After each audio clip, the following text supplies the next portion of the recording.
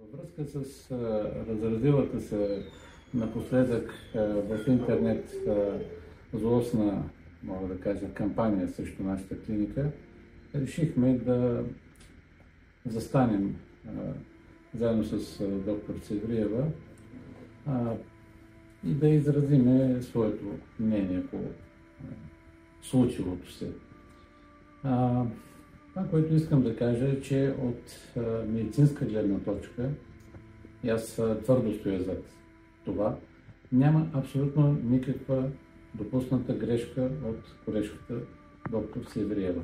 В случая с кучето на господин Тодор Чолаков, така известен като Тошо Куката. Накратко, кучето беше при нас на 27 декември сутринта за преглед, като беше прегледано от доктор Севриева. Симптомите бяха на остър гастрит, многократни повръщания, бяха направени съответните изследвания, беше проведена терапия, включително с венозни системи и около 2 часа по-късно, към 10 и нещо сутринта, кучето беше изписано в къщи, да остане под наблюдение.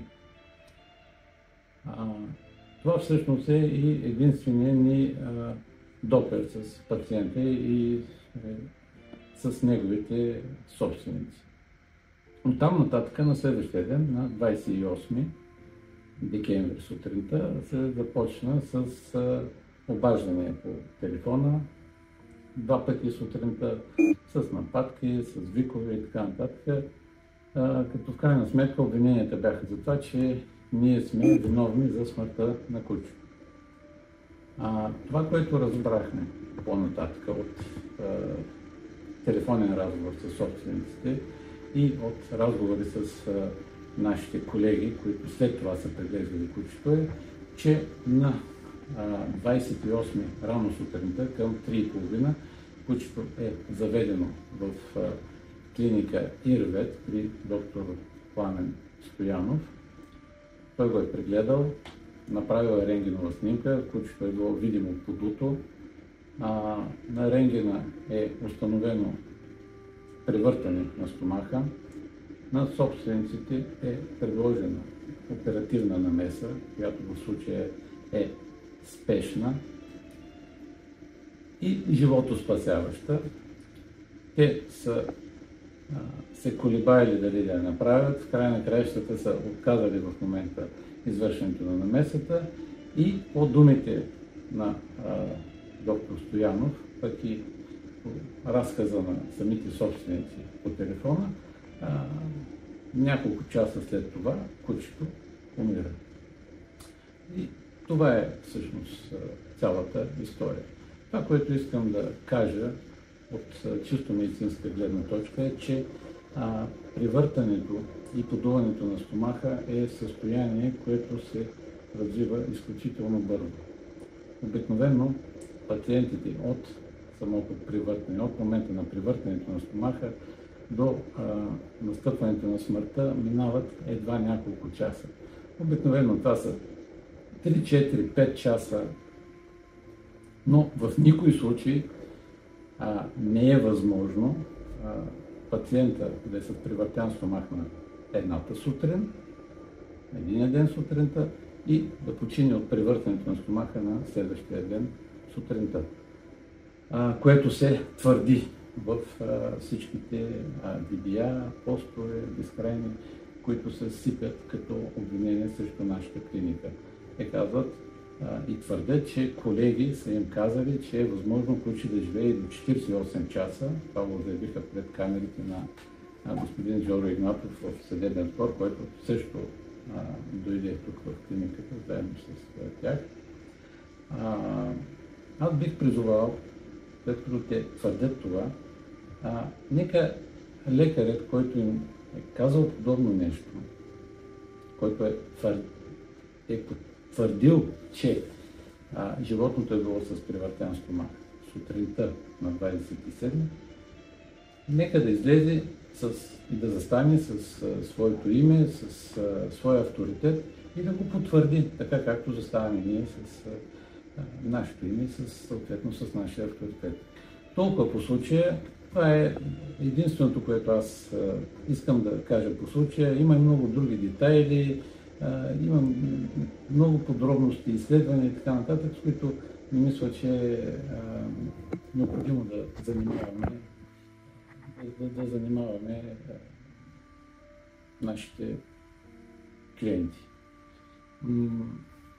По-скоро аз бих искал да обърна внимание на един друг аспект на нещата, който е много по-сериозен. А той е именно психологическият тормоз, който се оказва върху колежката, най-вече в момента, а също и върху останалите колеги, които работят в клиниката и по принцип върху цялата ни колега, защото това не е единичен случай. Става дума за това, че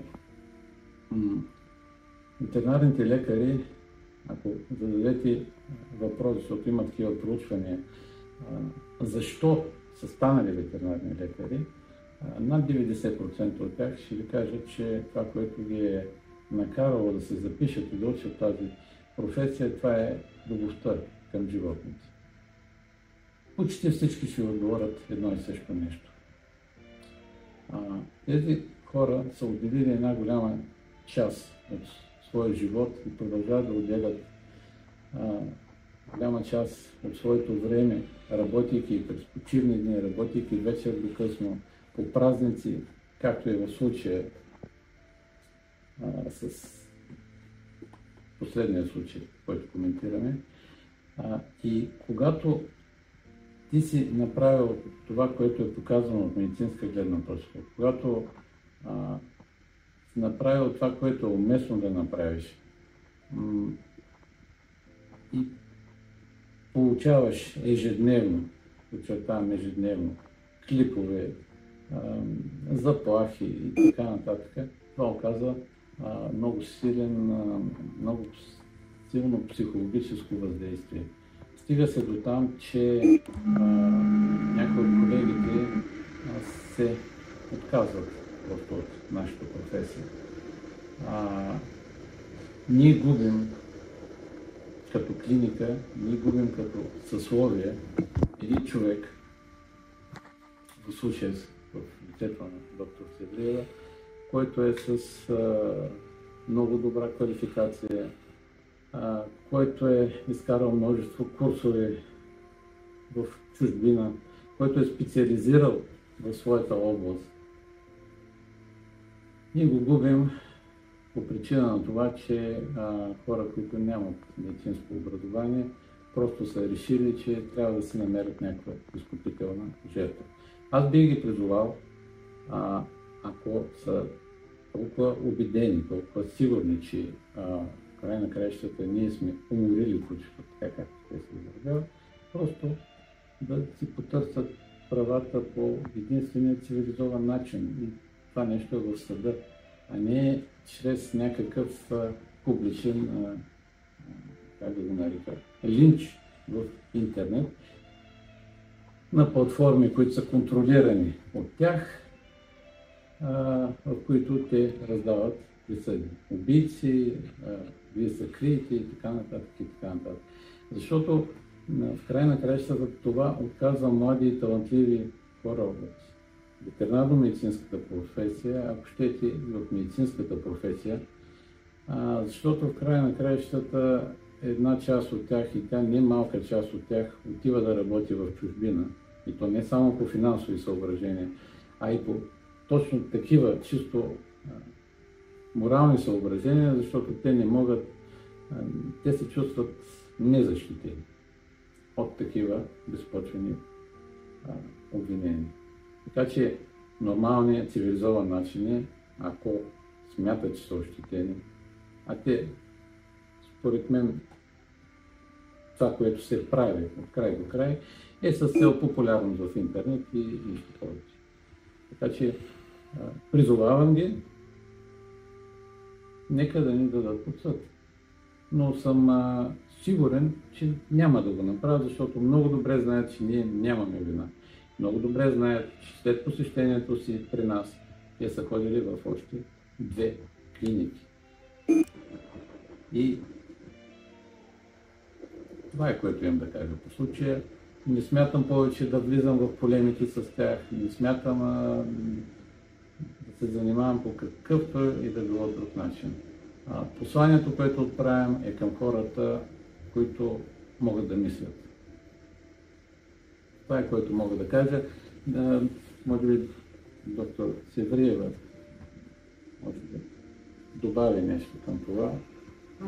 Какво да добавя, освен че много млади колеги се отказват, дори не толкова млади хора, които са работили даже 20 години тази професия, са практикували, буквално са си дали живота за нея, те се отказват.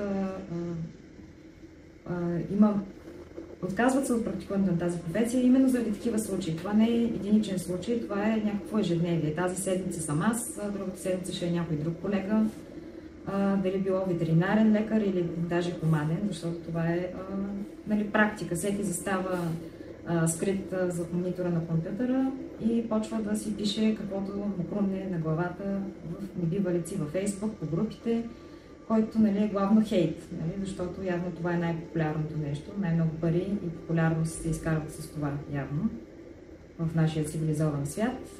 Много хора се отказват от професията си, не се знае точно в какво емоционално състояние, какъв етап от живота си ще се намира конкретният човек, който бива нападан. Аз не говоря за себе си, по принцип, защото аз не съм единствената жертва на такива мероприятия. В нашата колегия, в световен мащаб, нашата професия е на първите места по самоубийство. Това не е случайно. Това е защото нашата професия е свързана с сериозен стрес. Ежедневието ни тече бързо, има много емоционални моменти. Като цяло е тежко и физически, и психически. И когато ти нямаш време за своето семейство, прекарваш цялото си време на работа и накрая даже няма благодарност, точно обратното, някой те обижда и те напада по този начин, това може да доведе наистина до сериозни психологични травми и тежки решения. Какви ще са те, зависи от психологическото състояние на човека в момента. Сега аз не мога да кажа, че преживях много леко цялата тази история. Предвид, че бях и бременна, впоследствие загубих и бременността. Даже не съм сигурна, че ще се върна да практикувам тази професия. Поне близките 1-2 месеца със сигурност няма да се върна да работя. И даже не съм сигурна, че въобще ще работя с хора, ако въобще практикувам професията си. Просто не мога психологически да се пречупя и да общувам с хора. Всеки клиент за мен е враг в момента. Това е някаква психологическа травма, предполагам. Но вероятно ще я адресирам с психолог, защото това е вероятно редно. Но това е загуба за цялата колегия. Аз ще се откажа, утре някой друг колега ще се откаже и накрая вие ще имате едно кученце, което искате да заведете през нощта или по Коледа на лекар, защото не се чувства добре и няма да има къде да го заведете, няма да има кой да го прегледа. То е пагубно за цялото общество като цяло. Само защото някой е решил да изказва мнение в интернет. Защото има право на това и може да го направи безнаказано. Без дори да има основателни причини да го направи. Без да има медицински показания и въобще да има... може да си измисли буквално и да каже каквото си пожелае в интернет. За всеки един човек. Това е което имам да кажа по въпроса като цяло.